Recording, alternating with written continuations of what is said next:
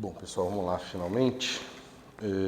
Eu falei bastante para vocês na outra aula sobre os osciladores harmônicos, né? Mas a gente precisa de uma certa ferramenta antes de começar, que é entender como funciona a representação de Heisenberg, né? Então, a gente viu no formalismo padrão, né, inclusive toda a discussão que nós fizemos sobre os postulados, a gente usa uma estrutura matemática onde o vetor de estado evolui no tempo, ou seja, ele representa o estado da partícula, né? E os operadores, eles são meras representações das possíveis medidas que você vão fazer, né? Então, você vai medir lá alguma coisa, você representa aquilo com um certo operador, ou posição, ou momento, ou uma função desses operadores, né, complicada, e aquilo define uma medida, né? Mas aquilo não te diz nada sobre o tempo da medida, né? O que diz alguma coisa sobre o tempo da medida é o estado, ou seja, tá meio sujo. Então, basicamente, o que vai acontecer é que esse cara aqui, ele não depende do tempo. E os estados que vão depender, que vão dizer pra gente quando que uma medida de x vai ter uma certa probabilidade ou outra, né? Ou seja, a gente sabe que a medida de x vai estar associada aos autovetores, certo? Então, a gente sabe que a probabilidade de medir num certo tempo t, né, esse estado, nesse estado aqui, vai ser simplesmente o módulo quadrado desse negócio, certo? Isso aqui vai depender do tempo. Por quê? Porque o estado depende do tempo, ok? Mas a gente viu também o seguinte, a gente viu que a gente pode relacionar um estado psi num tempo t com outro estado qualquer através de um operador unitário, né? Esse operador tem que ser unitário, porque se não fosse, a norma não seria conservada, e a gente viu bastante já sobre a conservação da norma, né? A gente viu de vários pontos de vista diferentes. Então, a gente sabe que nós podemos calcular um propagador que propaga o estado deste tempo até esse tempo, usando, né, esse operador que eu acabei de mencionar. Então, o que a gente pode fazer aqui para trocar um pouco a posição da dinâmica, certo? O que eu quero dizer com isso? Vamos pensar no seguinte. Vamos dizer que a partícula está aqui, tá certo? Num certo eixo x e y. Tá? Ou melhor, na verdade, o mais próximo seria momento e posição, né? E aí a minha partícula vai andar numa certa direção aqui, até aqui. Beleza. Então aqui eu estava representando a posição da partícula com o quê? Um par de x e momento, tá certo? Ele saiu do zero aqui, tá? E andou até aqui. x1, p1, certo? Isso é uma maneira de representar o meu estado, tá certo? Só que eu posso fazer uma coisa um pouco nesse contexto estranha, que seria o seguinte. Eu mantenho esse ponto fixo aqui, tá? E vou fazer o seguinte, eu vou mudar o significado de x e p. Deixa eu fazer uma coisa em linha reta, porque vai ficar mais fácil de desenhar. Então, digamos que a coisa evoluiu numa linha reta aqui, certo? Então, uma coisa que está acelerada, né? Você vê que o momento aumentou um pouco e a posição aumentou um pouco. Deveria ser uma parábola aqui, mas vamos deixar uma linha reta. Ok, então como que eu posso representar agora a variação do estado do meu sistema mudando o significado de x? Digamos que esse aqui é o P, sistema de referência. Esse aqui é o x, vou botar aqui um Rzinho aqui, tá certo? E um x referência aqui, tá certo? Ou seja, quando a gente faz mecânica normalmente, a gente pega esse x referência e fala, aquele x é aquele ponto ali na sala e acabou, tá certo? Mas eu poderia falar o seguinte, digamos que minha partícula, ela está, né, digamos que aquele ponto da sala e a partícula está aqui. Ela andou para a direita. Só que se ela andar para a direita, significa que em relação àquele ponto, a coordenada dela aumenta, tá certo? Mas eu posso dizer o seguinte, ela andou para a direita e eu vou mover o ponto de referência junto. Então a coordenada é a mesma, tá vendo? Por que a coordenada é a mesma? Porque agora a coordenada tem um significado diferente. Ela significa a coordenada em relação à origem que se move.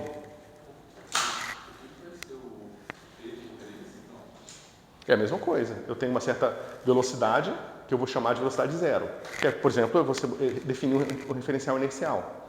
Você diz que essa velocidade é velocidade zero. Num outro referencial, aquela velocidade pode ser menos v ou mais v, dependendo da direção que o referencial se move em relação àquele original. Pode ser mais complicado que isso, porque pode ser uma coisa que vai acelerando, desacelerando, ou seja, esse cara aqui, ele pode se mover de uma forma complicada, tá certo? Mas basicamente o que eu quero fazer é o seguinte, pensa que esse ponto aqui agora, que é o meu Ozinho assim, minúsculo, ele está se movendo assim, ó. E vamos fingir que essa reta é igual a essa, tá certo? Do ponto de vista desse sistema de coordenadas aqui, ó, esse cara tem a mesma coordenada que esse cara tinha em relação a esse O aqui. Ou seja, para um certo O de T, a coordenada do ponto continua sendo x0, p0. Enquanto para esse cara aqui, que é um O de T0, também a coordenada era x0, p0. Então a coordenada nunca muda. O que muda é o sistema de referência, tá certo? Ou seja, eu estou dizendo que eu estou mudando a forma que eu estou medindo a coisa, tá certo? Ok? Do ponto de vista da mecânica clássica, a gente faz isso um pouco. Quando que a gente faz isso? Digamos, por exemplo, que a gente está medindo alguma coisa que está acontecendo no referencial em rotação. Frequentemente, a gente vai fazer uma mudança de sistema de coordenadas por um referencial que está em rotação, junto com a coisa que está rodando. Se o sistema físico está girando, você bota o sistema de coordenadas que está girando também e você faz medidas lá. Mas você ainda permite um certo movimento em relação ao referencial. Tá certo? No caso, a representação de Heisenberg, a gente vai ver que ela é absoluta nesse sentido. A gente está fazendo uma representação onde o estado vai estar sempre exatamente fixo. Tá certo? Por quê? Porque isso é uma preparação para um formalismo onde a gente está fazendo exatamente agora análogo ao sistema de referência em rotação. A gente faz o sistema de referência em rotação, mas ainda existe um pequeno movimento em relação àquele sistema de referência, que seria a representação da interação. Tá certo? Então vocês veem que existe um jogo aqui de você jogar dinâmica ou para o O ou para a partícula. Tá certo? E é isso que a gente vai ver matematicamente agora como funciona. Mas quando a gente faz essa mudança, então a gente deveria obter o mesmo resultado. A gente obtém os mesmos resultados, sim. Na mecânica quântica e na mecânica Então clássica. qual que é a finalidade de fazer? Deveria ficar mais simples? Do ponto de vista formal, praticamente irrelevante, né? Não é exatamente irrelevante porque existem certas situações onde você construir uma representação para o seu operador não é tão simples. E aí você tratar só com operadores e dinâmicas de operadores é uma coisa que matematicamente está mais bem definida do que definir uma representação. Tá certo? Então, existem situações em que matematicamente tem uma certa diferença. Mas aqui na mecânica quântica é simplesmente uma questão de gosto ou de praticidade. Certo? Assim como na mecânica clássica, pessoal. Não é surpresa que a gente... Qual a razão a gente ensina a lagrangiana e hamiltoniana? É mecânica newtoniana, acabou. Eu poderia falar F igual a MA e acabou. Né? Mas, na verdade, existem muito insight, né? Muito... como é que se diz? Você pode afinar a sua intuição sobre os problemas representando eles de forma mais adequada. Né? E aí essas ferramentas permitem isso.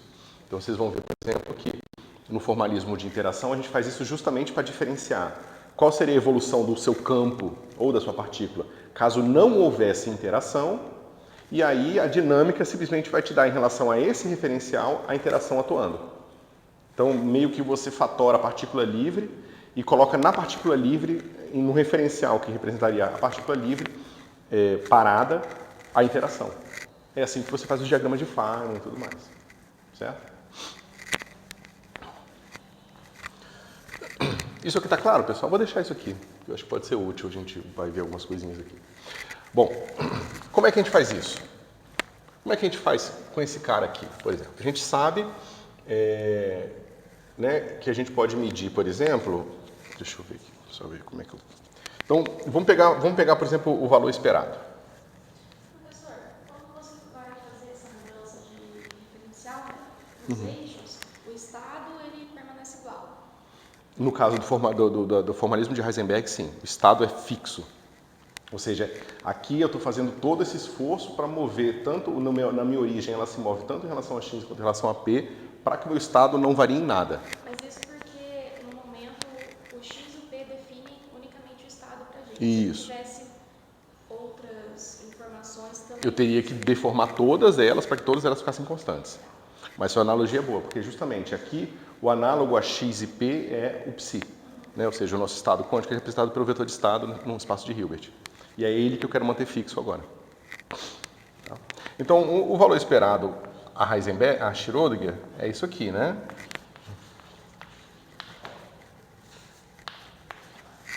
Bom, o que eu posso fazer aqui, pessoal? É fácil, né? Eu posso usar essa expressão de cima e escrever isso aqui assim, ó. E se de T0, e veja, eu preciso escolher um T0 para que vai ser especial aqui, tá? Aqui vai aparecer U dagger, X, U. Eu não estou escrevendo aqui o argumento do U, porque é sempre o mesmo, tá? T0. Então você vê que isso é igual a esse cara aqui, né? Então eu posso fazer o seguinte, eu posso dizer que então, para eu medir o meu valor esperado, ao invés de eu variar o meu estado, eu vario o meu operador. E defino então que o meu X chapéu de T, tá certo? Então quando eu colocar aqui o argumento T, eu estou me referindo à representação de Heisenberg, e quando eu não colocar é Schrödinger, tá? Algumas pessoas colocam um Hzinho ou um S aqui, mas eu acho que simplesmente botar o parênteses já difere o suficiente. Então, isso aqui, agora eu vou escrever tudo, tá?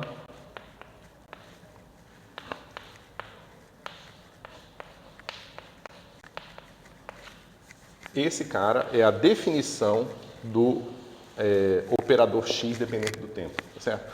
Ou seja, ele é o análogo ao XR, que inicialmente coincide com as medidas de X em relação à origem O de T0, tá certo? Mas que agora evolui no tempo, ok? Agora, como seria o análogo a essa brincadeira aqui, ó? É aquilo que eu estava falando aqui. Agora eu estou medindo o meu estado do sistema em relação ao meu O que varia. Ou seja, eu preciso saber quem são os autovetores desse cara aqui, ó. Certo? Como é que eu faço isso? Eu começo com aqui. Agora, para diferenciar, eu vou botar um S de Schrödinger aqui. Tá certo? Então eu sei que isso aqui é verdade. Ok? Aí o que eu faço? Eu quero que apareça aqui um U, né? Então eu vou fazer o seguinte, eu vou botar o meu X aqui, e aqui eu vou fazer assim, o dagger, autofunção, autovetor de Schrödinger, e esse cara aqui vai ficar X Schrödinger, certo? Nada demais. Então aqui eu já tenho o U no lado direito do X, eu preciso do U dagger no lado esquerdo. Então eu multiplico por U dagger dos dois lados, vai ficar assim, U dagger X, U dagger X Schrödinger é igual a X. X é um número, comuta com um operador qualquer, então vai ficar assim, U dagger X Schrödinger. Então, esse cara aqui agora eu sei que é o meu X de T, tá certo? Mas esse X chapéu de T, que agora é um operador de Heisenberg, você vê que ele é de tal forma que esse cara aqui é um autovetor dele, com o mesmo alto valor, tá certo? Então veja, esse cara aqui eu vou chamar de X Heisenberg, tá certo? Naturalmente, esse X de Heisenberg depende do tempo, né? E isso aqui vai dar X Heisenberg. Tá certo? Mas veja, pessoal, é a mesma coisa aqui, tá? Mas tem que tomar bastante cuidado, porque esse número agora aqui, ele tem um significado diferente. Ele é o autovetor deste operador no tempo t. Ou seja, é como aqui no caso eu estou medindo a mesma coordenada x0, mas mas a partícula agora está aqui. Veja, essa partícula aqui, né, ó, essa partícula quando ela está aqui, ela tem a mesma coordenada aqui, x0, que a partícula quando estava em relação a esse referencial tinha x1. Mas você vê que o x0 não está mudando nunca. Que é o fato justamente do x ter o mesmo valor, mas o significado do x muda, porque agora o x é em relação a essa outra referência aqui. Tá? É exatamente análogo ao que estava acontecendo aqui, por isso que eu não apaguei esse negócio, porque eu acho que vai ser útil para vocês entenderem. Tá claro ou tá confuso ainda? É como se eu estivesse fazendo uma régua maluca que ela sempre mede o mesmo número nela, mas o significado da régua muda no tempo. Tá certo?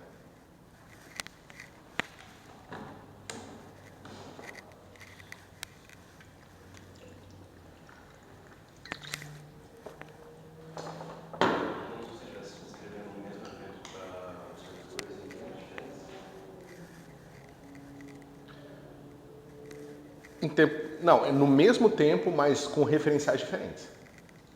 Ou seja, no tempo T1, a partícula tem coordenada x1, p1 em relação a esse referencial.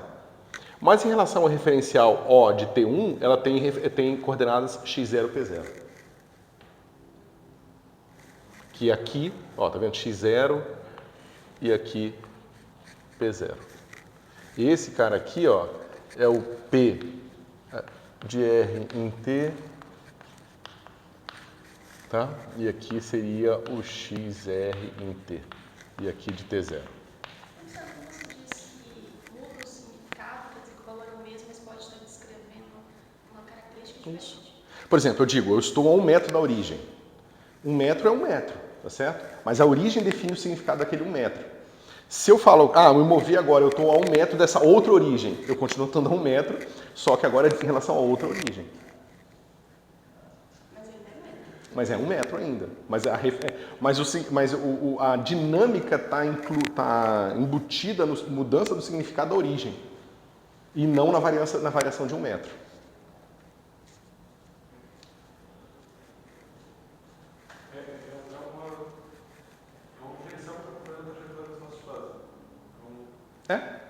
É exatamente isso. É uma mudança em que você tira a dinâmica da posição e bota a dinâmica na origem do sistema de coordenadas. Tá certo? Você pode fazer, inclusive, isso na mecânica clássica, ninguém te impede. Inclusive, se vocês se lembrarem de Hamilton-Jacobi, como é que é Hamilton-Jacobi? Quando vocês viram na mecânica clássica. É uma transformação canônica que leva o sistema para onde a Hamiltoniana é zero. O Hamiltoniana zero é um sistema onde todas as coordenadas são conservadas. Certo? Então é um sistema de coordenadas que está, de certa forma, adaptado ao movimento de forma que a partícula nunca muda. Mas o sistema de coordenadas muda. Então é a mesma coisa de Hamilton-Jacobi, né? Que novamente aparece aqui junto com a mecânica quântica. Tá? Ok? Então eu estou devagar aqui só para as fichas irem caindo aí. Tá? Ok, então você vê aqui o nosso autovetor agora, ou seja, o autovetor de Heisenberg, ele vai ser a propagação ao contrário aqui, ó. Vocês viram na prova, inclusive, que o Dagger te dá a inversa, né? E a inversa, em vez de propagar de T0 para T, ele propaga de T para T0. Mas por que ele está fazendo isso? Qual o sentido disso aqui?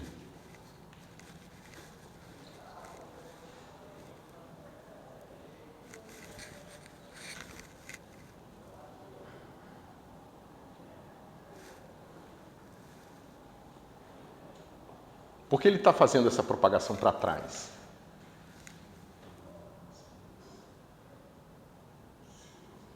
Se você quiser pensar, esse cara aqui é uma medida em relação a O de T0. Tá certo? E essa aqui seria uma medida em relação a O de T. Certo? E ele está te dizendo o seguinte: se você pega uma medida em relação a O de T0 e propaga para trás, você encontra uma medida em relação a O de T. Ou seja, eu medi esse cara aqui, ó, x1, p1 em relação a O de T0. Só que se eu propagar para trás até aqui, eu vou ter x0, p0, que é a medida que eu mediria em relação a esse cara aqui. É bastante delicado aqui o raciocínio, tá, pessoal? Eu vou falar mais uma vez. Esse cara, ele representa uma medida feita em relação a O de T0. Então, digamos que eu medi aqui, x1, p1. Aí eu quero saber quanto que essa medida, como é que eu faria essa mesma medida em relação a O de T1. Ele está dizendo que eu tenho que propagar do T para o T0. Eu preciso propagar de trás para frente esse cara. Mas se eu propagar de trás para frente, ele sai daqui e volta para cá. Então ele está me dizendo que esse cara medido em relação a esse cara é equivalente a esse cara medido em relação a esse cara.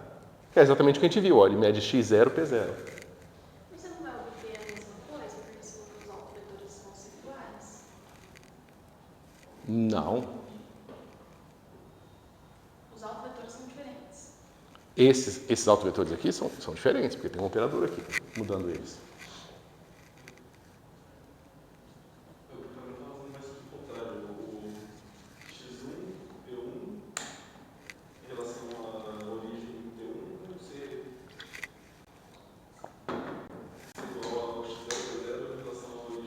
Você pode pensar assim também, ó. Vamos lá.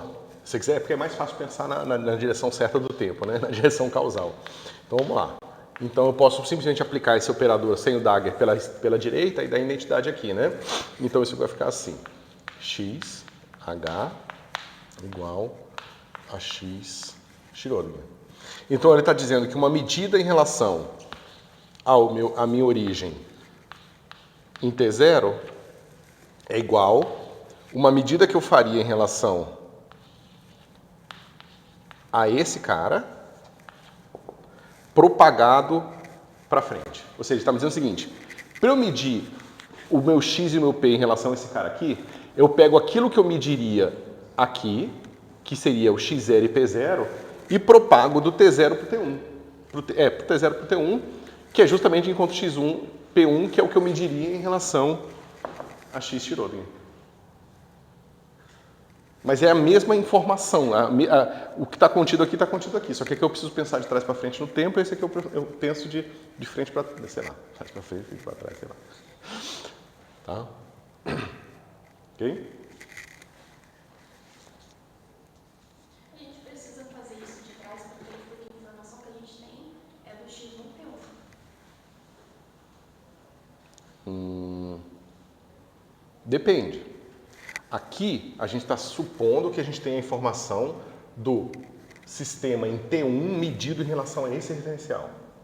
Esquece X1, P1, pensa a medida em relação a OT. E aí a gente quer pensar como que ela se relaciona com a medida feita em relação ao OT0. Aqui é o contrário. Aqui a gente está dizendo que a gente tem a medida em relação ao OT0, quer saber como que a gente relaciona em relação ao OT. Então é uma escolha sua, né? Sim. Como você preferir pensar sobre o que está acontecendo. Ok? Tá? Mas veja, pessoal, não tem nenhum mistério, tá? Assim, do ponto de vista de conceitos físicos, não tem nada novo, só é complicado. É só pegar uma coisa razoavelmente simples e complicar. Tá certo? Ok. Então, vocês vejam aqui, se eu quiser, por exemplo, medir qual é a probabilidade de encontrar uma partícula numa certa posição em relação ao meu sistema de Heisenberg, como é que eu vou fazer? Eu vou pegar o meu x de t, deixa eu botar aqui, eu não estou botando aqui, mas acho que é bom botar. X de t. Tá. Não, aqui tá certo. Aqui, ok. Então a gente pode fazer o seguinte: esse cara aqui. Então, eu sempre meço ele em relação ao estado do meu sistema em T0, que é o meu estado que ficou fixo, tá certo? Mas veja, pessoal, isso aqui, ó, ele vem com o dagger. Mas se eu pegar o adjunto dele para cá, ele fica o U, perde a dagger. Então esse cara vai ficar o X, aqui é Heisenberg, ele vira o X de Schrödinger, U de T, T0, Psi de T0. Mas veja, isso é o que eu tinha aqui, ó. É a probabilidade, ó. É a probabilidade de medir em x e t. É o mesmo, né? É o mesmo elemento que eu preciso levar ao quadrado aqui, ó. Eu levei o quadrado ali, está aqui. Então é equivalente. Ou seja, se eu medir o meu x estado original em relação à minha base propagada, é a mesma coisa de eu medir o meu estado propagado na minha base fixa. Tá certo? E o que a gente vai ver é que em teoria de perturbação, a gente vai dividir o U em dois pedaços. Um U que a gente consegue resolver analítico e um U que a gente não consegue resolver analiticamente, a gente resolve em teoria de perturbação. E aí a gente joga um pouco da dinâmica num lado e no outro, dependendo da conveniência aqui. Ok?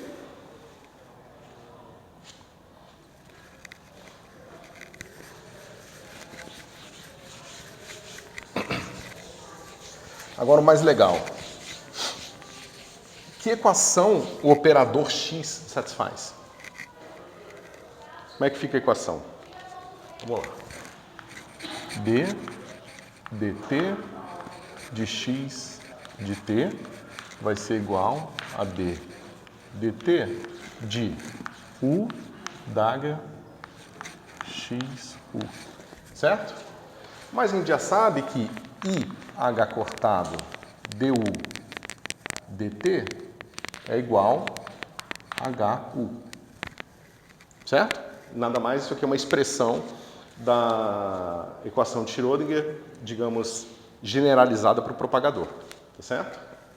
Bom, mas se isso aqui é verdade, o que eu vou fazer? Eu vou pegar esse cara aqui e vou tirar o dagger dessa expressão aqui, certo? Então eu vou encontrar o quê? Menos IH cortado, du dagger dt vai ser igual. Quando eu tiro o dagger aqui, inverte a posição dos operadores e tomo o dagger dos dois. Esse cara é autoadjunto, então não muda, mas ele vem para a direita. Ok?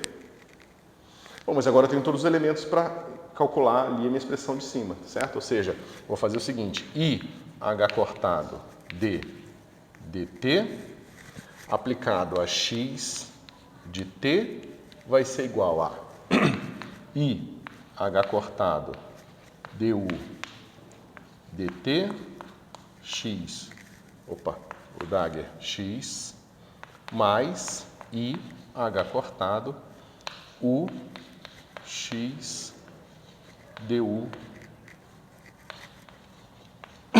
dt. Ok? Mas quem é esse cara aqui, ó? A gente acabou de ver, ó, é menos o dagger H hamiltoniana. Então vai ficar assim, menos o dagger H x u. Certo? E aqui, como é que fica? Mais, só que agora a derivada está aqui, então dá simplesmente o H cortado, o H hamiltoniana dentro aqui. Então vai ficar mais o dagger x H u. Ok? E aí? Como é que a gente pode fazer para reescrever isso como uma equação para x de t? Né? Aqui está aparecendo x de Schrödinger, porque está vendo? Está sem o argumento. Mas está perto do x de Heisenberg. Basta eu botar um u dagger aqui, um u dagger aqui, e eu colocar aqui um u dagger também. Então vai ficar como?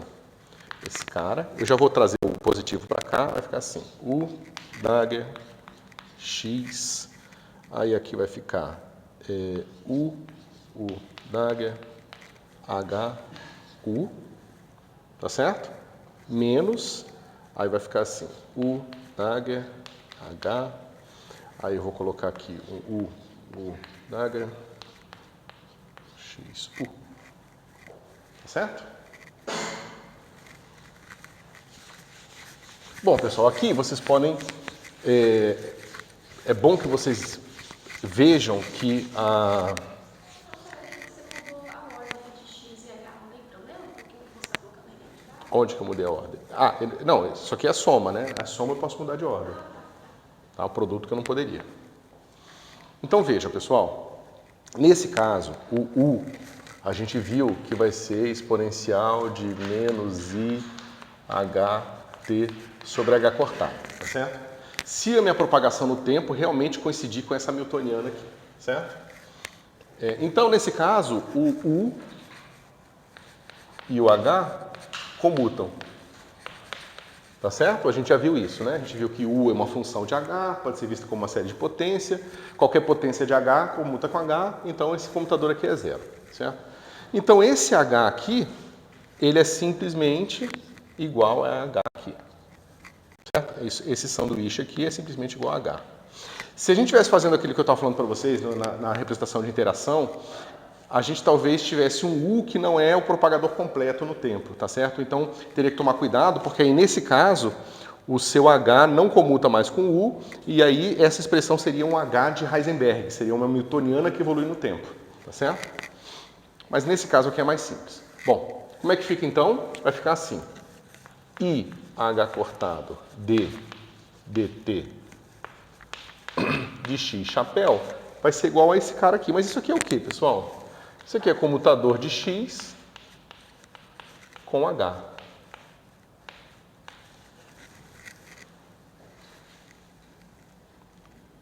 Certo? Mas que é isso aqui, pessoal? A equação de quem? Equação de Hamilton. Né? Se você lembrar que a regra de quantização do Dirac é troca os parênteses de Poisson por comutador sobre IH cortado, isso aqui é simplesmente a regra de quantização aplicada para a equação de Hamilton. Certo? Ou seja, as equações, né? A equação de Hamilton é assim, dx dt vai ser igual a o parênteses de Poisson desse cara com h. Digamos que o nosso h ele tem um termo assim, p quadrado sobre 2m. Né? Então, nesse caso aqui, isso aqui vai ser o quê? Vai ser dx dh dp menos dx dp dh dx. Isso é zero. E esse negócio aqui vai ser o quê? Vai ser P sobre M. Então, x ponto é igual a P sobre M.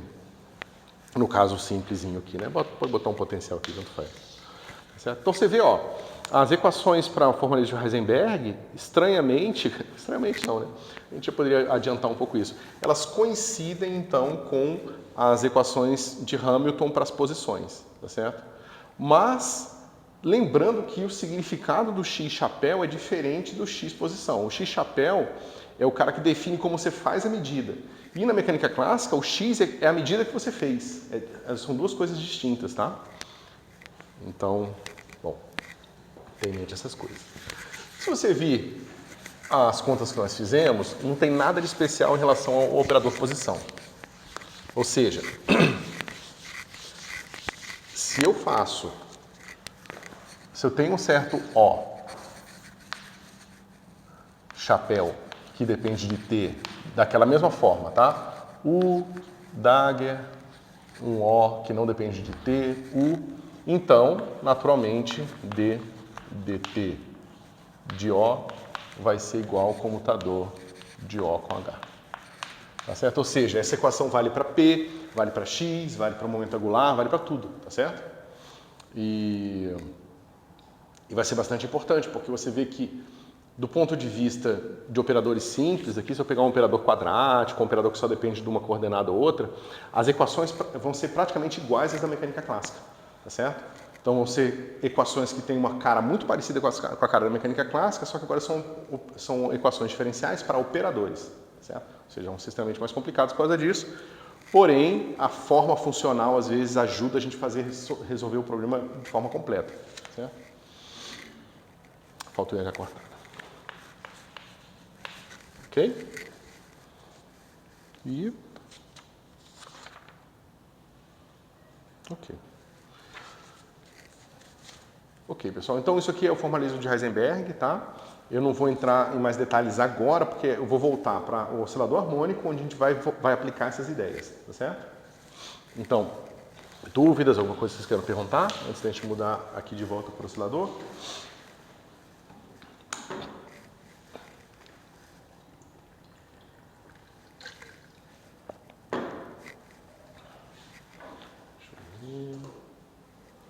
Bastante tempo. Bom, então vamos lá.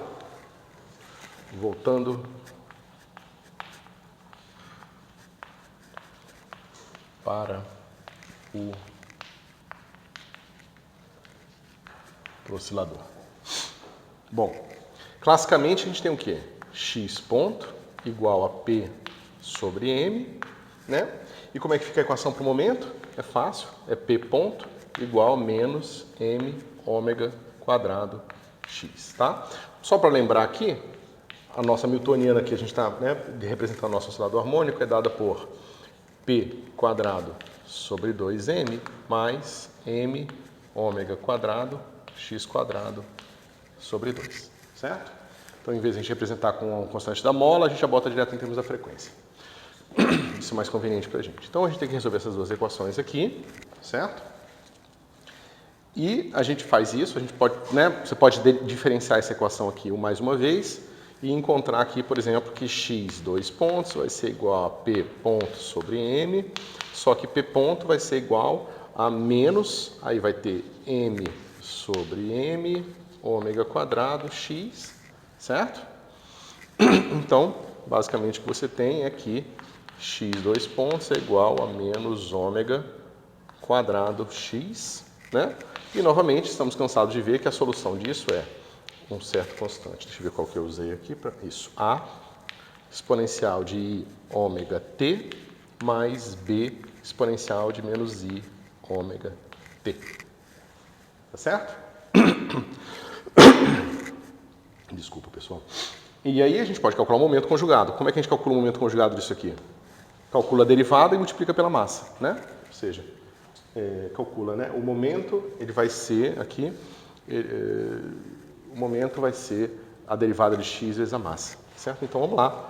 O P vai ser m ômega, aí vai ficar assim, A, botar um I aqui, IM ômega, aí vai ter um A exponencial de I ômega t, mais, menos B exponencial de menos I ômega t. Tá certo?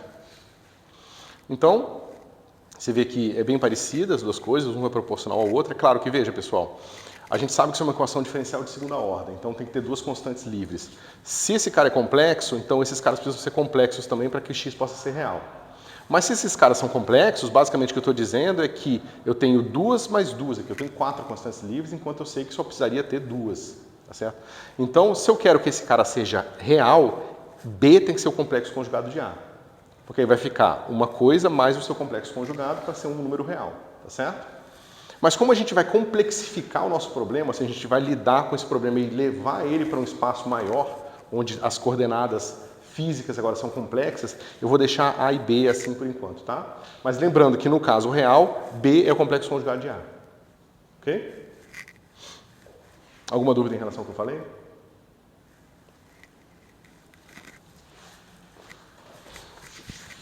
E vocês vão entender, tem uma razão muito clara para a gente complexificar o nosso problema, tá? Que é o que a gente vai ver agora.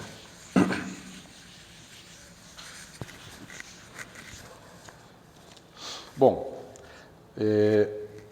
digamos que a gente tenha duas soluções, né? Então a gente tem a solução x1, p1 e a gente tem a solução x2, p2, certo? Bom, como é que a gente calcula a independência ou dependência linear delas, né? A gente sabe que a gente faz isso usando o Wronskiano. Então, como é que vai ficar o Wronskiano desse negócio aqui? O Wronskiano chamar de S1 e S2, o Wronskiano de S1 e S2 vai ser como, pessoal? Vocês lembram? x1, x2, p1, p2, certo? A gente prefere colocar a transposta, mas tanto faz, tá? Depende da situação. Isso aqui fica como, pessoal? x1, p2 menos x2, p1, certo? A gente sabe que esse negócio aqui é conservado, mas a gente pode fazer a conta só para ter certeza, né? Então, para entender também como que isso aqui é conservado. Como é que fica o dt do Wronskiano, pessoal? Vai ficar derivada desse vezes esse, derivada desse vezes esse, derivada desse, e assim por diante, né? Vamos fazer o seguinte, vamos pegar primeiro as derivadas do x, tá certo? Vai ficar assim, dx1 dt p2 menos dx2 dt p1. E vamos botar aqui mais, aí vamos botar o x1 dp2 dt menos x2 d P1 dt. Pessoal, por que eu fiz assim? Veja, isso aqui é uma solução das equações de Hamilton, certo? Então esse cara tem que ser igual ao quê? P1 sobre M. As equações são as mesmas, é a mesma equação, são soluções diferentes da mesma equação. Então a massa que aparece aqui é sempre igual. Aqui vai ficar P1, P2 sobre M. Só que esse cara também é solução, só que tem sempre um sinal de menos aqui, por causa da estrutura do Wronskiano. Como esse cara aqui é solução, ele vai ser igual a P2 sobre M. Certo? Bom, então vai ser P1 sobre M vezes P2 menos P2 sobre M vezes P1, isso é zero. Então esse cara corta com esse. Se você olhar para cá, a mesma coisa vai acontecer. Esse cara aqui é menos M ômega quadrado x2. Né? Esse cara aqui. Enquanto esse cara aqui é menos m ômega quadrado x1. O que vai acontecer? x1 vezes uma coisa aqui, x2. E x2 vezes a mesma coisa, x1. Então, obviamente, esse cara também vai se anular. Tá certo? Então, vocês vejam aqui, na verdade, isso aqui é parte do resultado mais geral, que se as equações são lineares, se o seu hamiltoniano é quadrática, então esse Wronskiano aqui é sempre conservado. Tá certo? E o Wronskiano ser conservado significa que se esses caras são, entre aspas, né, se a gente usa isso aqui como critério de independência ou dependência linear, se esses caras são independentes, são linearmente independentes num certo tempo, eles vão ser linearmente independentes em todos os tempos, tá certo? Que era exatamente um critério assim que nós buscaríamos, né? Senão isso aqui seria inútil, né? Se não houvesse essa conservação. Okay? Então vocês vejam, pessoal, que a gente estuda muito em mecânica clássica conservação de certas estruturas, funções associadas a um ponto de uma partícula. Mas se você estende agora conjuntos de soluções, a mistura das soluções diferentes também se conserva, tá vendo?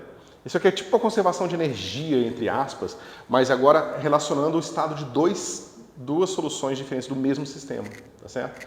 Esses invariantes todos aqui são super importantes na mecânica clássica. Se vocês forem um dia estudar mecânica clássica avançada, vocês vão ver que estão relacionados com os invariantes de Poincaré, tá certo? Que são outros invariantes que você encontra no seu sistema quando você considera agora mais soluções do mesmo problema, certo? Bom, então a gente pode fazer o seguinte, pessoal. Como é que eu pego... deixa eu ver só como é que eu faço aqui.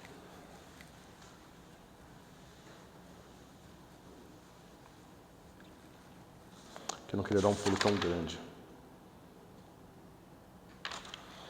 Bom, para que serve aqui, para a gente, soluções linearmente dependentes e soluções que sejam conservadas, né? Como é que nós poderíamos usar isso aqui? Então vamos fazer o seguinte.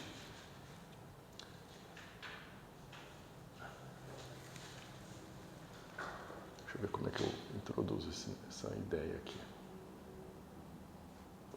Ok.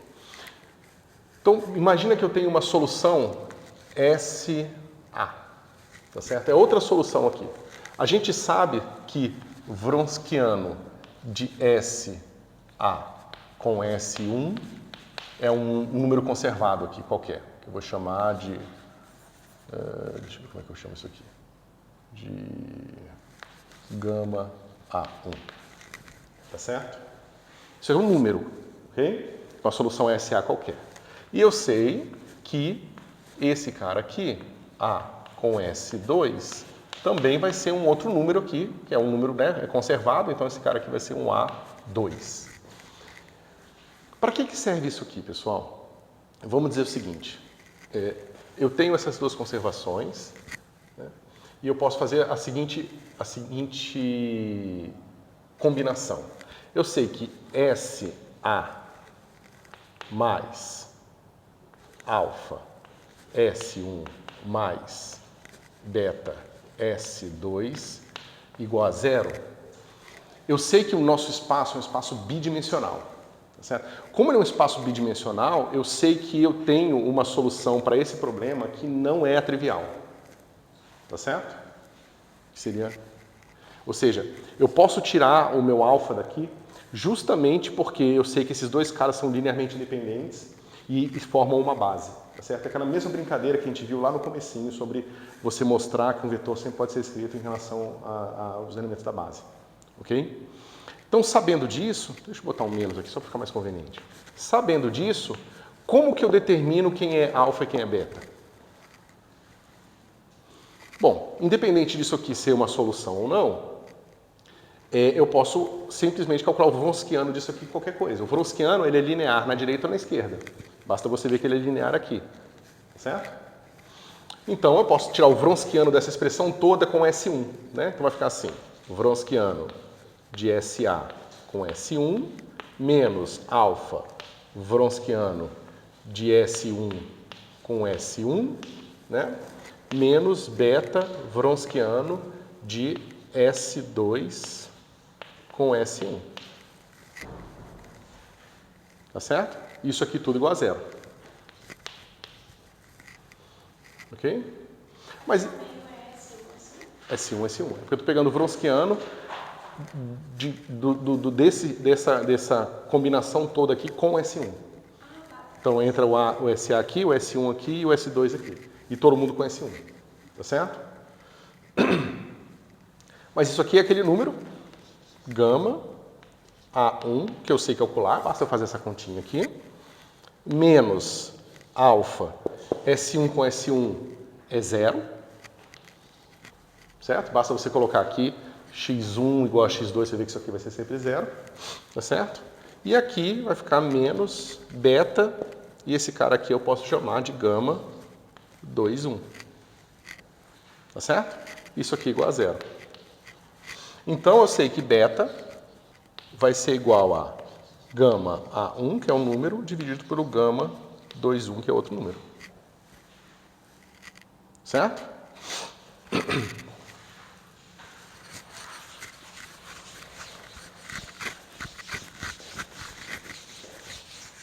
Vocês já vão entender por que a gente está fazendo isso.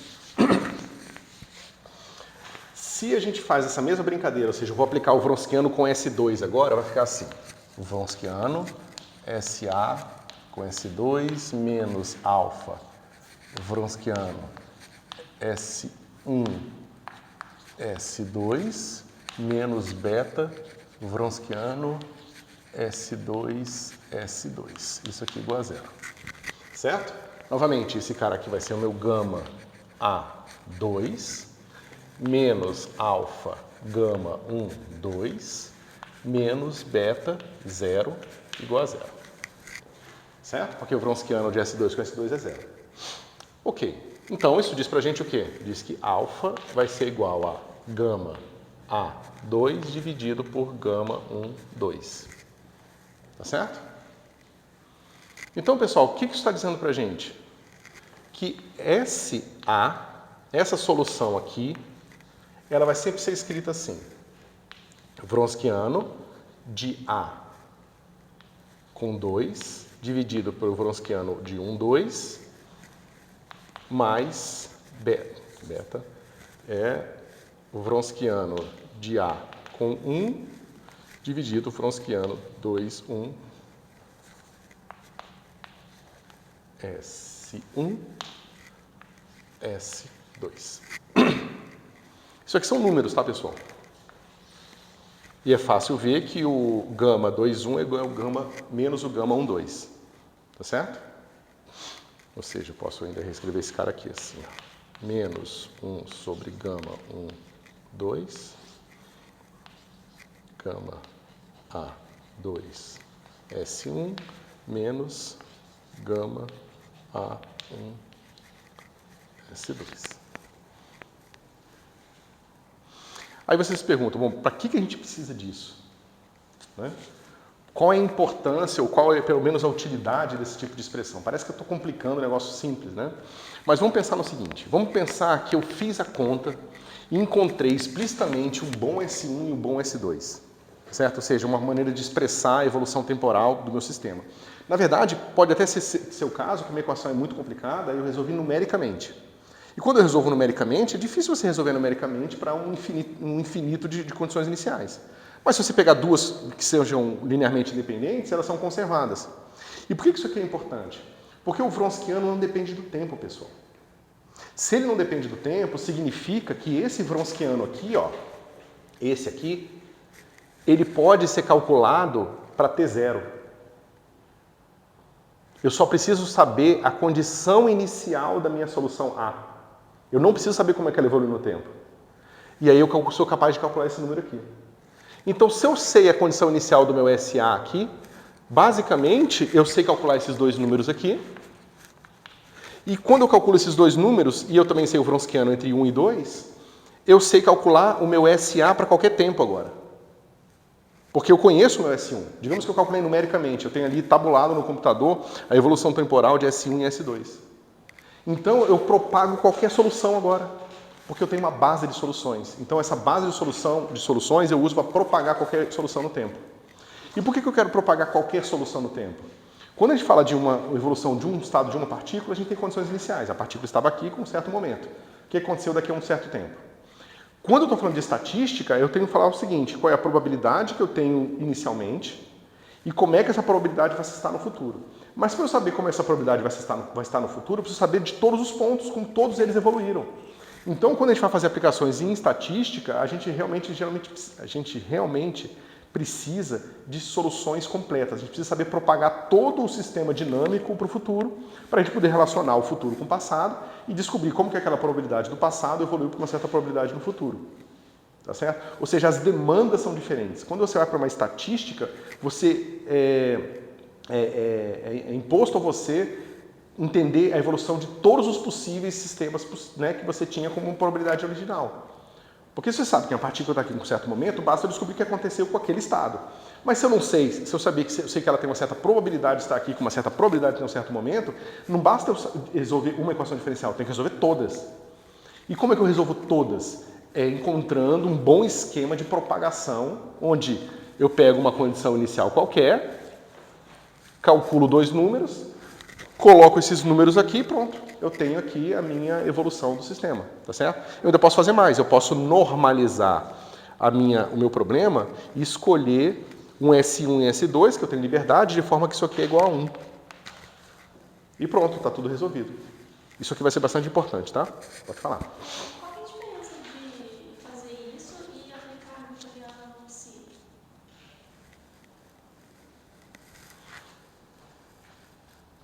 Vocês vão ver. Porque aqui a gente está falando de mecânica clássica ainda.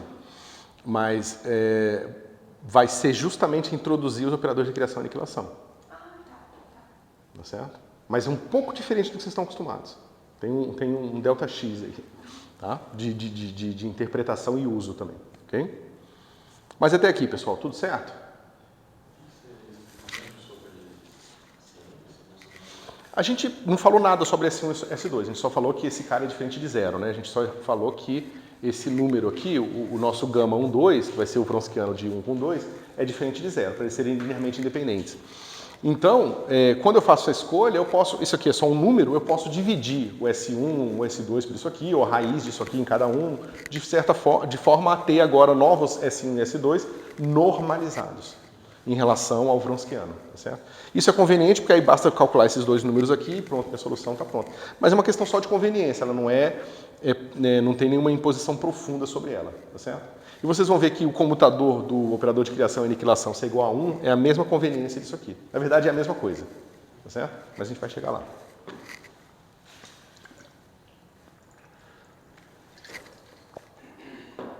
Então a gente vai fazer o seguinte truque, pessoal. Eu tenho quantas soluções linearmente independentes com um problema de segunda ordem no tempo? Duas. Né? Se meu problema é de segunda ordem no tempo, eu tenho duas soluções linearmente independentes. Né?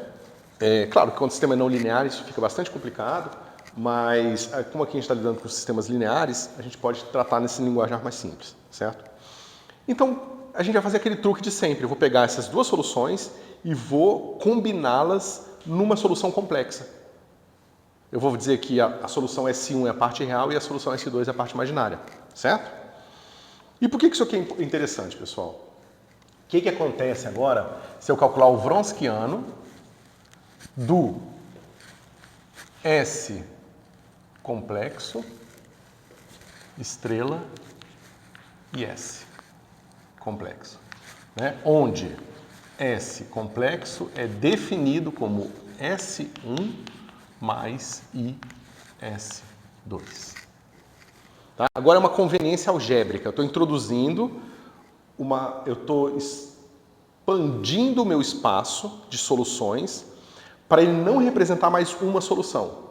Como ele é complexo, ele tem o dobro de dimensões, ele vai representar uma base agora. Então eu estou indo do sistema que representava uma solução para um sistema que representa uma base de soluções, tá certo?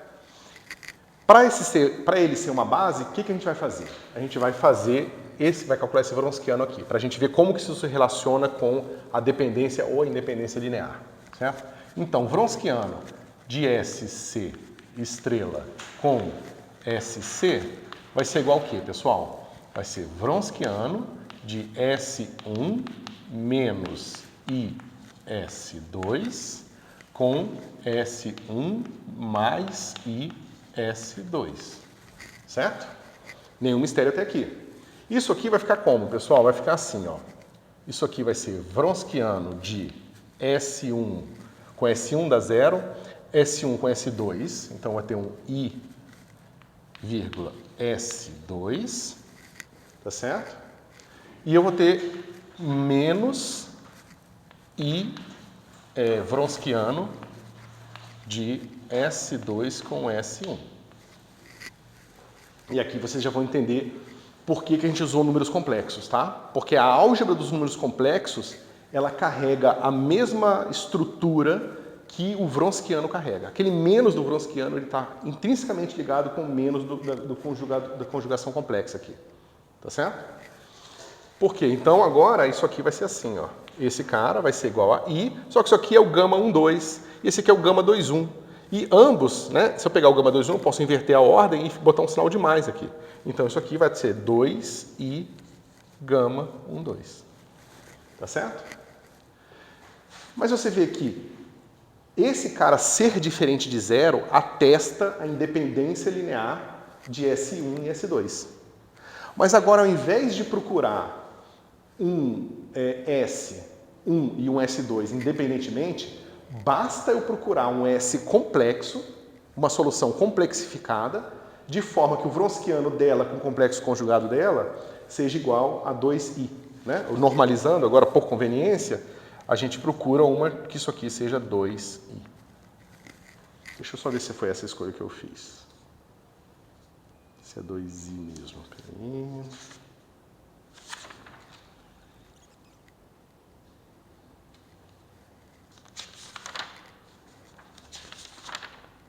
Não.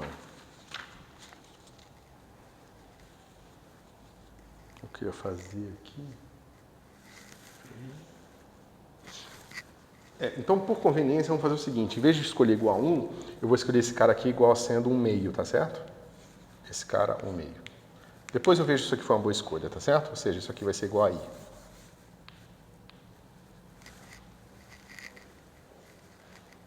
Ok.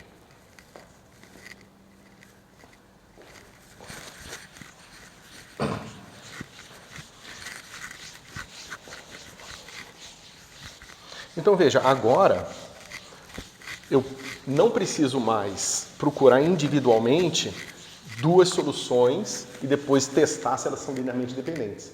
Basta eu procurar uma solução complexa e testar se ela é linearmente independente com ela mesma, com o conjugado complexo dela, tá certo?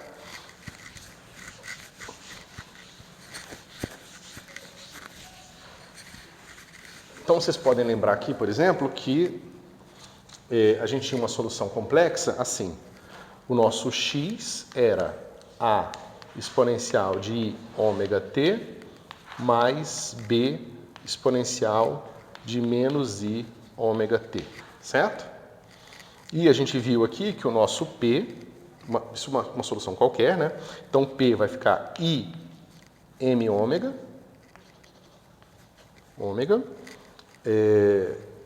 a exponencial de ômega t menos b exponencial de menos i ômega t. Mas isso já é uma solução complexificada, certo? Essa já é uma solução complexificada. Então, o que eu posso fazer é simplesmente ver qual que escolha que eu tenho que fazer de A e B para que eu satisfaça essa expressão aqui. Mas basta então calcular o Wronskiano dela. Certo? Lembra? O Wronskiano de S complexificado S, isso aqui é o determinante de X complexo conjugado, que é o x1, né, que é o que aparece aqui. Deixa eu ver se foi assim que eu fiz. Isso. O x, P complexo conjugado, P. Certo? Até aqui tudo bem? Isso aqui vai ficar como, pessoal? Vai ficar x estrela P menos P estrela X. Ok? Deixa eu ver aqui. E a gente faz essa conta. Como é que fica? Vai ficar assim. A complexo conjugado exponencial de menos I ômega T mais B complexo conjugado exponencial de I ômega T. Certo? E aqui vai ficar, deixa eu ver, aqui é o P. Então, eu vou botar I M ômega. Aí vai ficar A exponencial de ômega t menos B exponencial de menos I ômega t. Certo? Menos, aí eu vou botar na mesma ordem e vai ficar assim. A exponencial de I ômega t, é esse x aqui, tá?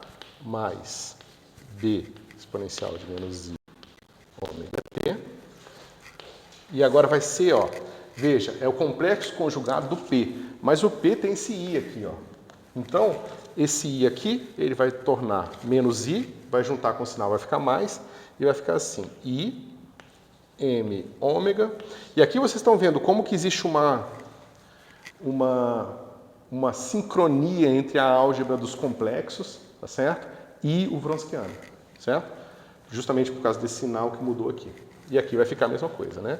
A complexo conjugado exponencial de menos I ômega t menos B complexo conjugado exponencial de mais I ômega t. Certo? Bom, como é que fica essa brincadeira aqui, pessoal? Vamos lá. A com esse A aqui vai cortar os expoentes, certo? Esse cara com esse cara também corta os expoentes. Maravilha. Mesma coisa vai acontecer aqui e mesma coisa vai acontecer aqui. Ok. Quem é que vai depender do tempo? Vão ser o produto desse cara com esse, tá certo? Então vamos botar aqui. Eu vou escrever primeiro esses mais complicados, tá certo? Vai ficar assim. Todo mundo tem um I M ômega multiplicando, então eu vou botar esse cara aqui, abrir um parênteses grande, e vai ficar assim. A complexo conjugado B, tem um sinal de menos por causa desse menos aqui, né? E aí vai ficar exponencial de menos 2 ômega t. Tá certo? Que é a junção desse cara com esse cara aqui. Onde que eu encontro um cara parecido? Aqui, ó. O I ômega tá aqui, aí eu vou ter o B e vou ter o A estrela, tá certo? Então esse cara aqui, ó. Mais A estrela B. E a mesma coisa, pessoal, ó. Espera um pouquinho. Mesma coisa não, né? Eu pego esse cara aqui com esse cara aqui. Isso, a mesma coisa. Espera um pouquinho, tá faltando I aqui. 2 I ômega t exponencial de menos 2I ômega t. Bom, mas esse corta com esse. Tá certo? Mas era de se esperar. A gente sabe que o Wronskiano é conservado. Não podia ter nada dependente do tempo. Tá certo? Então, a gente viu esse com esse, e esse com esse, pessoal, aqui é a mesma coisa, ó, B estrela A, e aqui B estrela A, mesma coisa aqui, vai cortar também. Então eu não vou nem escrever, tá certo? Mais esse outro zero aqui. Ok? Então você vê que os termos cruzados todos vão sumir, né? A gente já viu 1, 2, 3 e 4. Então você vê que era 1, 2, 3 e 4, que foram esses outros dois aqui. Então todos esses foram embora. Vai sobrar pra gente é o quê? Vai ficar assim. I M ômega. Aí vai ficar A estrela, módulo de A quadrado, que é esse com esse. Esse com esse cara aqui vai ficar menos módulo de B quadrado. Aqui vai dar módulo de A quadrado. E aqui vai dar menos módulo de B quadrado. Tá certo? Eu vou só... Não ficou bom isso aqui não, né? Porque é a continuação. Tá, vou botar aqui um mais. Certo? Esse aqui é o termo que dá zero e mais esses outros termos aqui. Certo? Então, a gente tem o quê? A gente tem 2i m ômega, e aí vai ficar assim. A quadrado menos B quadrado. Certo? Ok. Mas então, pessoal, o que eu quero? Eu quero o seguinte, eu quero que esse cara aqui, né? Eu quero que isso aqui seja igual a I. Para estar normalizado, bonitinho aqui, com os dois caras linearmente dependentes do jeito que eu queria. Certo? Mas o que isso diz pra gente? Quantas escolhas eu tenho para fazer aqui?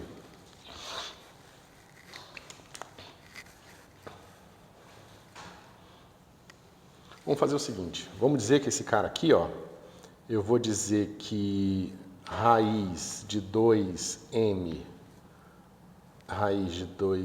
ômega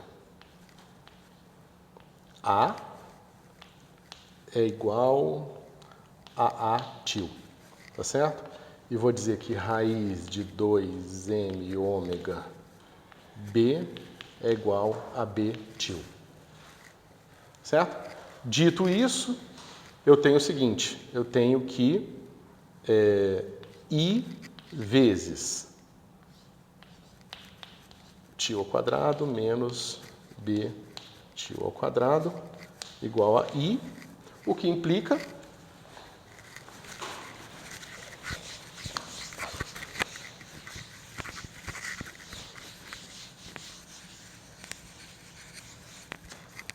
deixa eu pegar aqui.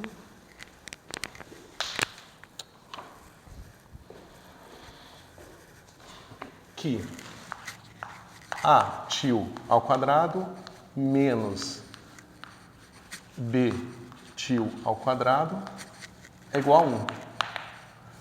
Mas o que é isso, pessoal? Isso aqui é o seguinte, é A parte real ao quadrado, til, mais A parte imaginária til ao quadrado, menos B til parte real ao quadrado, menos B parte imaginária til ao quadrado. Agora são 4 números reais, igual a 1.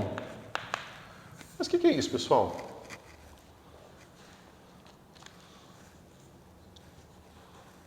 Se fosse tudo mais ali, o que seria isso?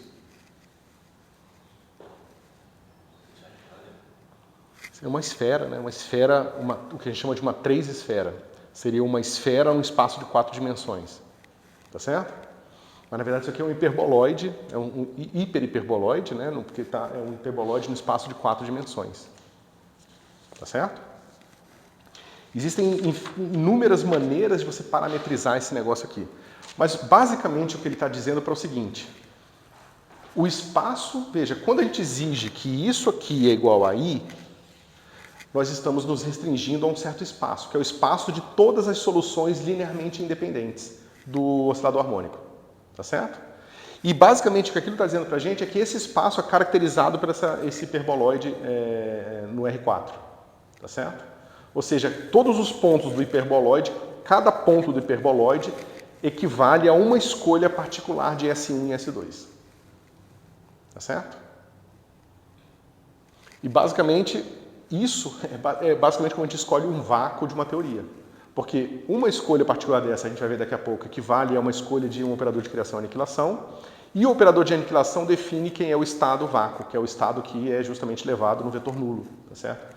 Então, uma escolha daquela equivale a um operador de criação e aniquilação, e um operador de aniquilação equivale a um vácuo de ou seja, um vazio, entre aspas, de um certo oscilador harmônico, tá certo? Quando você vai para uma teoria de campos, na verdade, infinitas escolhas de soluções daquele problema ali te definem um vácuo da sua teoria de campos. Certo? E está tudo dentro do oscilador harmônico, simplesinho aqui. Simplesmente do fato de a gente sair de uma solução particular para um conjunto de soluções completas, já digamos, trouxe esse tanto de estrutura extra para o problema. Tá certo? Ok.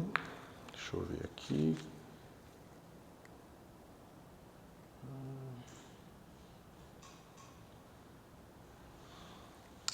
Vocês veem que existe aqui mais uma coisa que a gente pode ver que é importante, tá certo? Nessa estrutura aqui. O que acontece se eu pego o meu SC e defino um SC' como sendo exponencial de I θ vezes SC? O que acontece com o Wronskiano agora? O Wronskiano do meu SC' estrela com o meu SC'. Isso aqui vai ser Wronskiano de exponencial de menos I θ, SC estrela, exponencial de I θ SC. Isso. Mas veja, pessoal, esse negócio é linear, e esse θ aqui, eu não falei nada, mas θ é uma constante qualquer, tá? θ é uma constante qualquer. Então, esse Wronskiano é igual.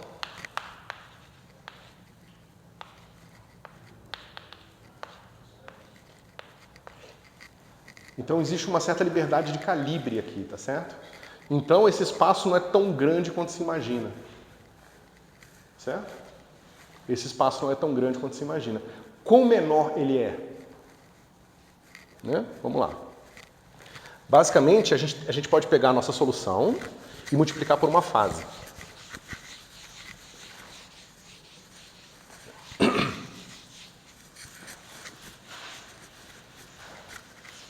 Então, vamos lá. A gente faz assim.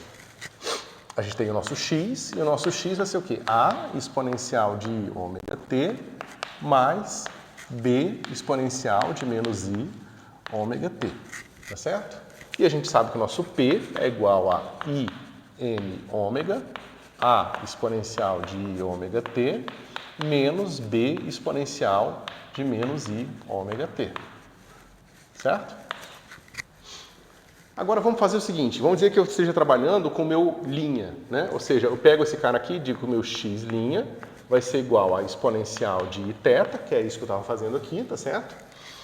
A exponencial de i ômega t mais b exponencial de i θ, b exponencial de menos i ômega t, tá certo? É sempre o mesmo. E veja, aqui eu estou multiplicando a solução inteira, então eu estou multiplicando tanto o x quanto o p pela mesma fase. Isso é importante, certo? Não tem liberdade diferente, é a mesma fase.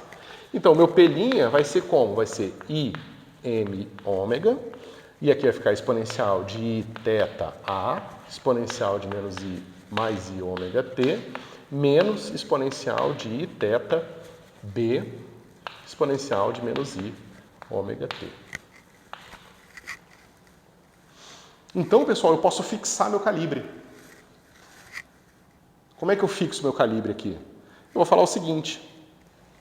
Eu vou escolher que exponencial de i θ b, né, a parte imaginária desse negócio, é igual a zero.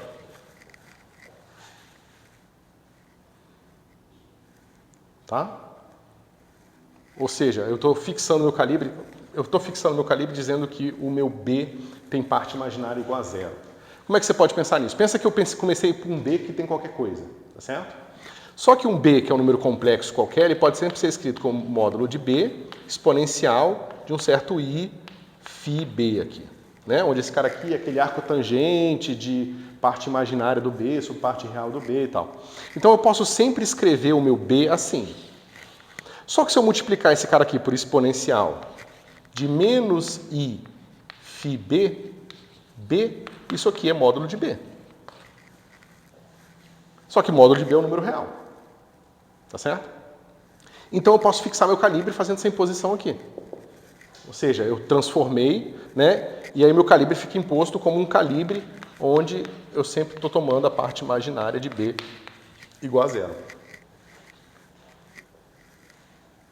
ok?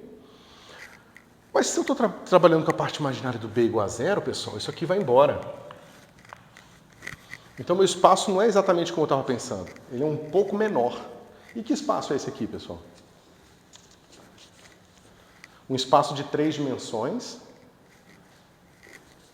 Só que você tem 2 componentes sempre positivas e uma componente negativa. Esse é o espaço de Minkowski, da relatividade restrita, para 2 dimensões espaciais e uma temporal.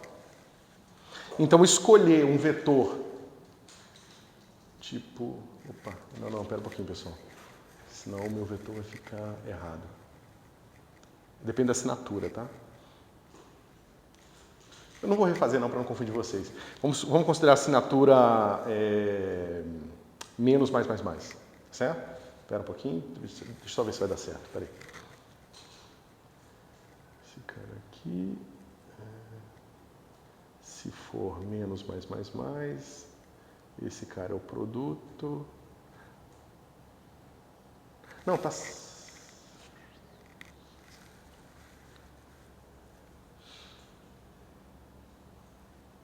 Não, eu tenho que fazer a assinatura aqui, para isso aqui coincidir com o espaço de Minkowski, com as escolhas que eu fiz, eu quero fazer a assinatura mais, menos 1, tá certo? Não, eu fiz a escolha errada mesmo. Então, deixa eu só refazer isso aqui. Não, eu tinha feito essa mesma confusão da outra vez, eu devia ter pensado novamente aqui. Bom, a gente faz o seguinte, aqui a gente tem o B imaginário tio, e toda a argumentação que eu fiz aqui, pessoal, vale para o A também, tá? Na verdade, eu tenho que zerar a parte imaginária do A para ter o que eu quero. Certo? Então, basicamente, a escolha de calibre que eu vou fazer é um pouco diferente. Eu poderia fazer qualquer uma das duas, tá? Mas é só para que a analogia fique mais bonitinha, a gente faz essa escolha aqui. Certo? É só uma questão de conveniência. Aqui não tem nenhuma aplicação física não, tá, pessoal? Então, basicamente, eu tenho isso aqui. Certo? Mas isso aqui, ó, pessoal, eu posso reescrever assim, ó.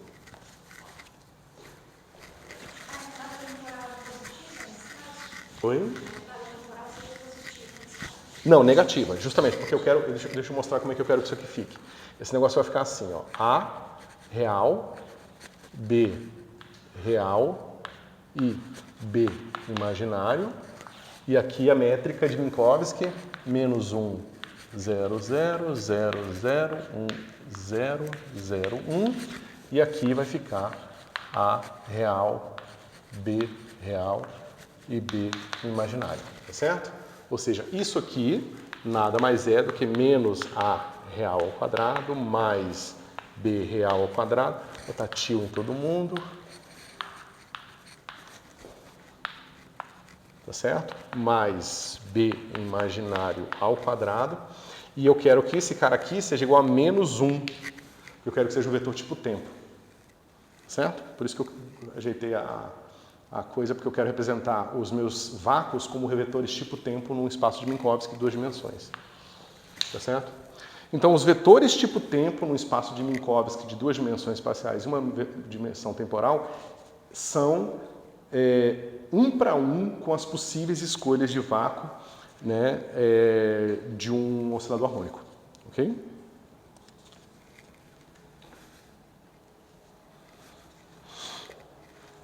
Bom, a gente viu como é que a gente usa isso, né? Porque agora a gente sabe que a gente pode pegar uma solução SA qualquer, né? E o que a gente pode fazer com essa solução SA, pessoal? Vamos fazer o seguinte. Eu fiz até aqui. Vou voltar para lá, tá? Posso pagar lá, pessoal? Posso pagar aqui?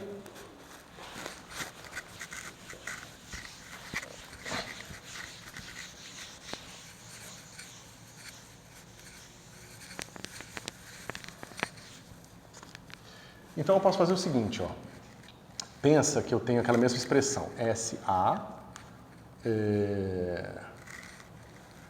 mais alfa menos, né, que eu tinha feito, menos alfa, SC complexo conjugado mais menos beta SC igual a 0, certo? Aí eu vou fazer os Wronskianos aqui todos, eu vou pegar esse cara aqui, vou pegar o Wronskiano de SA, né, Vou fazer o contrário, tá? Eu vou botar sempre o Wronskiano. Não, tanto faz, tudo assim, do jeito que eu fiz outra vez. SA, tá certo? E vou pegar com SC aqui, tá certo? Menos alfa, aí vai ficar o Wronskiano de SC estrela com SC, tá certo? Menos, vou botar aqui, menos beta, Wronskiano de SC com SC, tá certo? Igual a zero. Bom, pessoal, a única coisa que mudou é que agora a gente vai ter o Wronskiano desse cara, né, com o SC, que a gente escolheu como sendo I, tá certo? E o Wronskiano de duas coisas iguais é sempre zero, porque o Wronskiano é antissimétrico, então esse cara aqui vai ser zero, tá certo? Então a gente sabe que o Wronskiano de SA com SC vai ser igual a I alfa, tá certo? Se eu fizer a mesma coisa aqui, só que com SC estrela aqui, pessoal, aí esse cara vai dar zero e esse cara aqui vai dar menos I, porque o S estrela vai aparecer na direita agora, tá certo? Então, a gente sabe que o Wronskiano do SA com SC estrela vai ser igual a menos I beta, certo? Deixa eu ver se não esqueci nada, né? Porque vai ficar estrela aqui e a gente escolheu do outro jeito. Isso.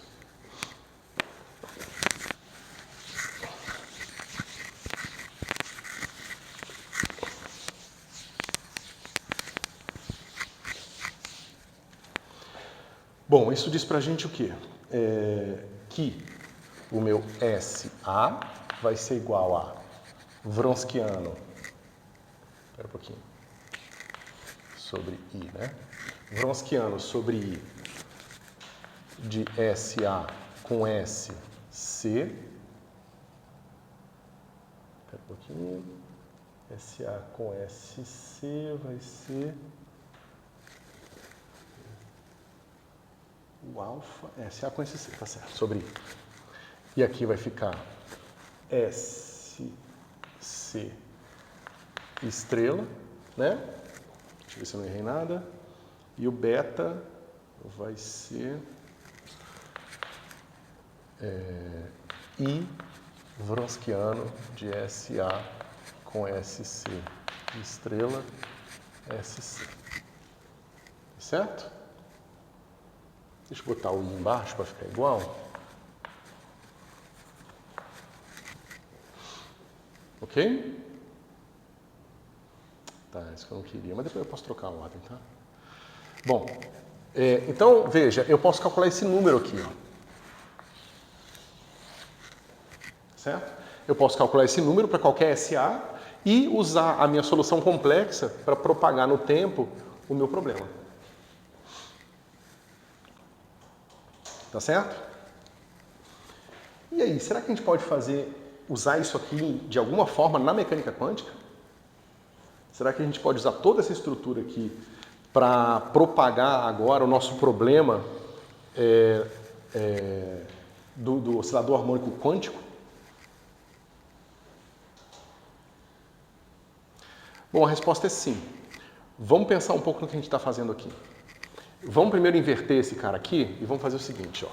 Meu SA, só para ficar de acordo com o que eu vou usar depois, vai ficar assim, Wronskiano do SC estrela, SA, tá?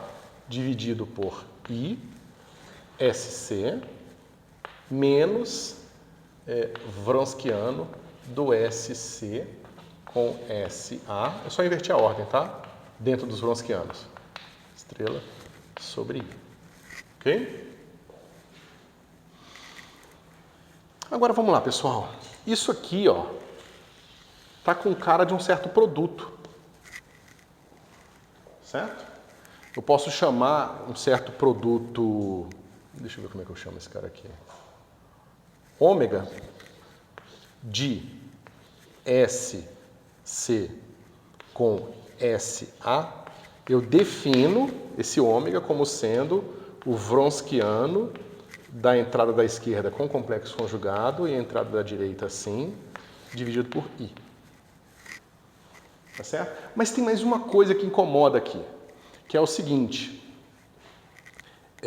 Esse Wronskiano, que unidades que ele vai ter? Lembra, o Wronskiano é assim, xp menos px. X vezes p tem unidade de quê? Momento angular, né? Ação. Tempo vezes energia, ou qualquer coisa do tipo. Certo? Então, eu vou fazer o seguinte, eu vou definir esse cara aqui com H cortado. Porque agora é um produto que me dá um resultado adimensional, porque H cortado tem unidades de ação também, tá certo? Isso aqui é conveniência, tá? Não precisaria ser... Como é que se diz? Não precisaria ser imposto aqui, tá ok? Tá certo? Então... Deixa eu ver se é isso que eu quero.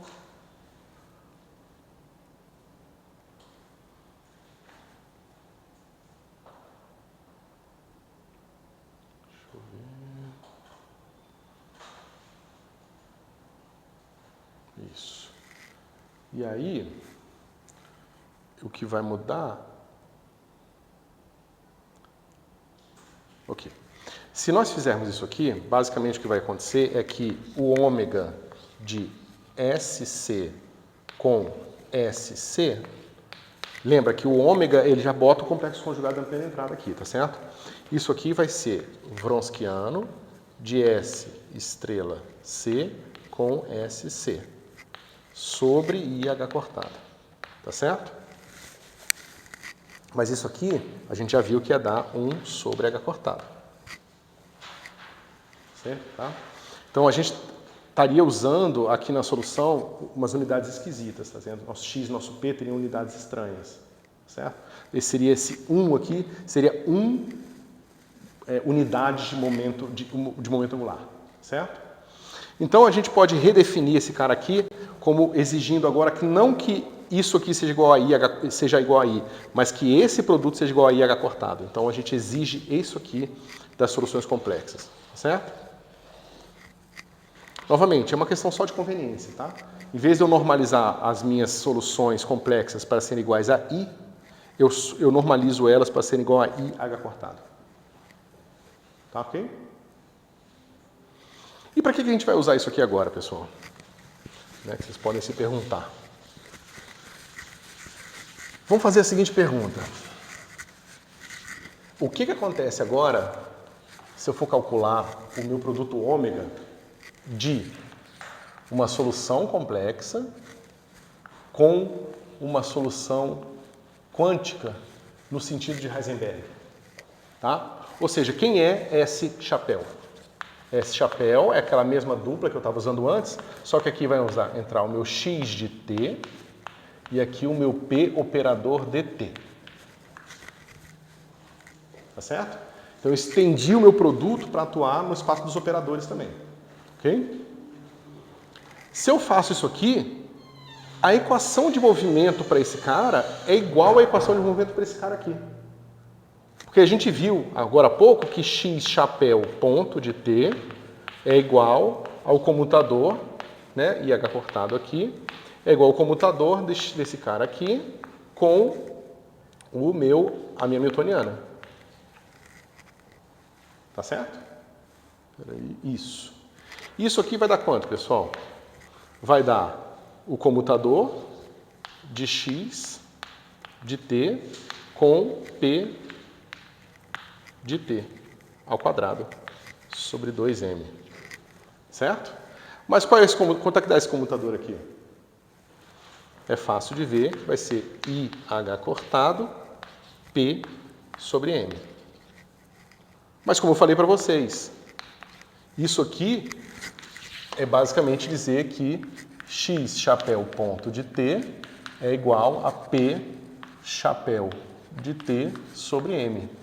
Tá certo? E se você fizer a mesma coisa para P, você vai encontrar que P chapéu ponto de t vai ser igual a menos m ômega quadrado, números reais, normais, x chapéu de t. Mas se ele satisfaz essas mesmas equações aqui, pessoal, lembra que a gente calculou aqui o Wronskiano era constante? O nosso Wronskiano vai continuar constante. Se eu calcular agora isso aqui, ó. A única diferença do ômega para o Wronskiano são um produto aqui por números. Esses números são todos constantes. Então, se o Wronskiano é constante, esse Wronskiano aqui também é constante. Mas o S tem que ser pensado como uma solução no formalismo de Heisenberg. Tá certo?